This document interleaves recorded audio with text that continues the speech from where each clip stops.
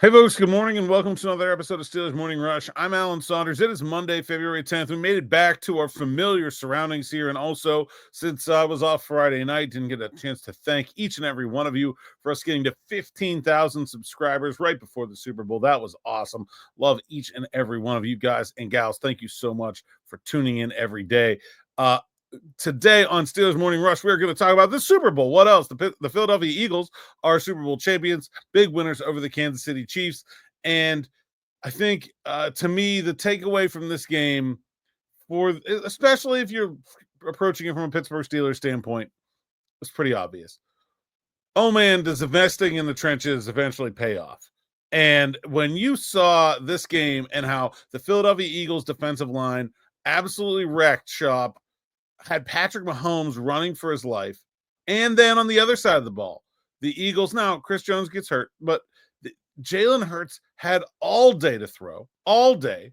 I think he door dashed a sandwich and had it delivered to the pocket during the game. Or maybe, I think Uber Eats was the one that was doing more Super Bowl commercials. Either way, he had all day back there. And the Eagles were able to run the ball, and the Chiefs weren't. And that's the big difference in the game. Like, the Kansas City Chiefs have a far better coach and an outstanding coaching staff. They have the best quarterback, maybe of all time. I mean, top 3 anyway. And they got their butts kicked. It wasn't even close. Like, I think, the investment through the trenches, the approach of Howie Roseman, totally validated here now. Second Super Bowl, 3 Super Bowl appearances. And I think this is the best one. I think this is the one that really makes the case that you can win without a dominant quarterback. And I like Jalen Hurts. I think he's a good player. He is not a dominant quarterback. He is not on the level of a Mahomes, of a Josh Allen, of a Lamar Jackson, of a Joe Burrow. And he did what he needed to do for his team to win the Super Bowl. He made some great plays. But it was the play in the trenches that won this game for the Eagles. And if you're the Pittsburgh Steelers, I think that's great news. I think you're looking at the blueprint that the Steelers have been following. Winning a championship. Not only winning a championship, beating the Kansas City Chiefs, which is the big thing that the Steelers have facing them, is that all of those players that I just mentioned are in the AFC.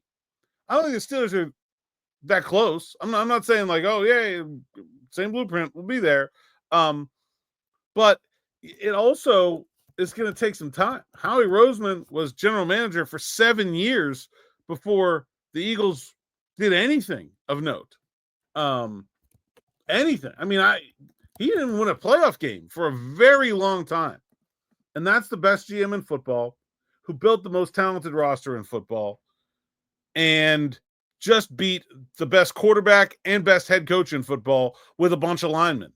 And it's the plan the Steelers are going to follow. And it's why the Steelers are going to draft defensive line in the first round this April. It's why they're probably going to go back to the offensive line, either in this draft or free agency, and not settle for what they have.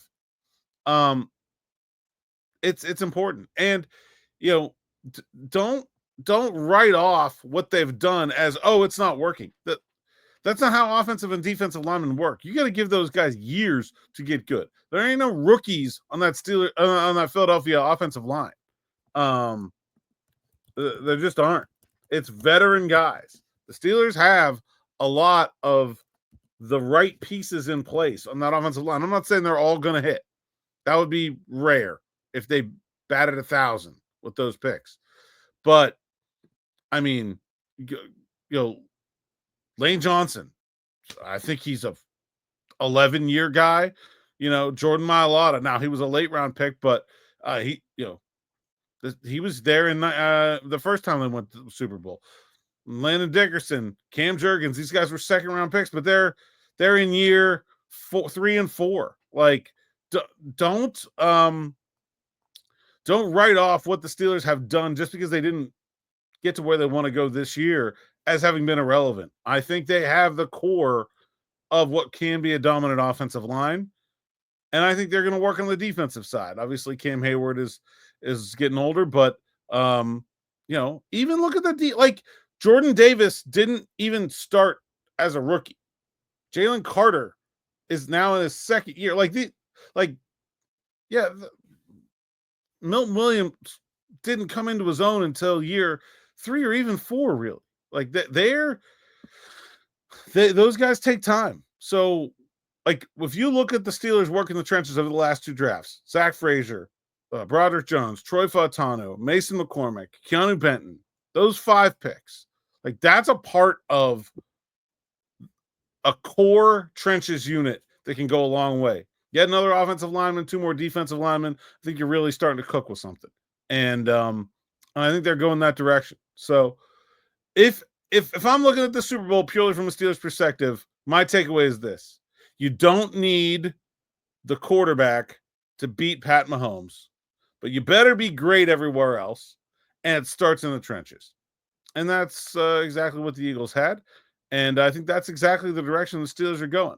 And look, I think they're going to take a swing at quarterback next offseason, and hopefully, whatever, Arch Manning or Drew Aller or whoever they pick turns out to be that next franchise guy. But even if it doesn't, I think the path has been made clear for them, that the track they've been on works, and that it can take you to a place where even against the best quarterbacks, even against the best coaches, you can win. And that second lane that Smitty and I talk about a lot on Afternoon Drive, that's wide open right now. So I think the Steelers are heading for it. So I got for this morning. Be back with more with Smitty around 6. Thanks for listening. Thanks for watching. Thank you so much to all of you for making us 15K subscribers. We really appreciate it. Gonna come up with something special. I know we did a big live stream for 10K. I don't know. We'll come up with something to thank all you guys. And then be back with more later. Till next time. Enjoy.